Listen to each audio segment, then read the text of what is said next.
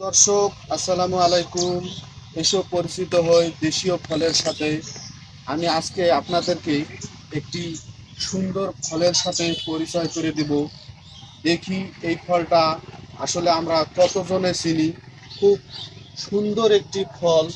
এটা আসলে যারা চিনেন তারাই বলতে পারবেন এই সৌন্দর্য ফলের কতটা সুন্দর লাগে এই ফলটা।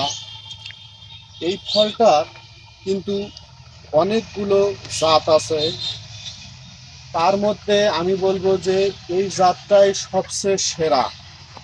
এখন আপনারা যদি বলেন যে আসলে এটা কি জন্য সেরা, আমি বলি এটার একটা সাদা আছে, খুব ছোট সাইজ হয়। আসলে ওই ফলটা খেতে খুব একটা ভালো লাগে না, কষ্টা সাইজ লাগে। এই যে দেখেন ডালটার মধ্যে কত সুন্দরভাবে ফলটা ধরছে দর্শক, সেটা আমি আপনাদেরকে এখন দেখাচ্ছি। আপনারা যারা এই ফলটা খেয়েছেন তারা কিন্তু বলতে পারবেন যে এই ফলটা আসলে খেতে কত সুন্দর লাগে। দেখেন কত সুন্দর, একদম থোড়ায় থোড়ায় ফলটা ধরছে। এই ফলটা কিন্তু মিষ্টি লাগে, এই ফলটা কিন্তু কষ্টা নাই, কোনো প্রকার কষ্টা আপনার লাগবে না। একদম দেখেন ডালের মধ্যে ডাল ফেটে ফলটা কত সুন্দরভাবে ধরছে।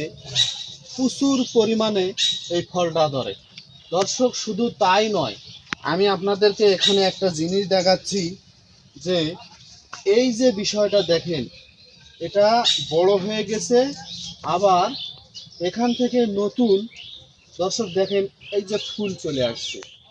এটা কিন্তু বছরে দুইবার হয়, এটা কিন্তু সারা বছর হয় না, বছরে দুইবার হয়। এটা আপনার পেকে গেছে আর এটা ফুল আসতেছে। এই ফুলটা থেকে আবার 1 মাসের মধ্যেই ফলটা কিন্তু হয়ে যাবে। এখন আমার প্রশ্ন হচ্ছে যে এই ফলটা কতজন নাম জানেন, সেটা অবশ্যই আপনারা কমেন্টের মাধ্যমে আমাকে জানাবেন। এবং কে কে এই ফলটা খেয়েছেন সেটা অবশ্যই জানাবেন। ফলটা কিন্তু দেখতে খুব লাল, সৌন্দর্য ভালো হয়, আর খেতেও খুব মিষ্টি লাগে। অনেকেই বলে কিন্তু এই ফলটা খেতে মিষ্টি লাগে না।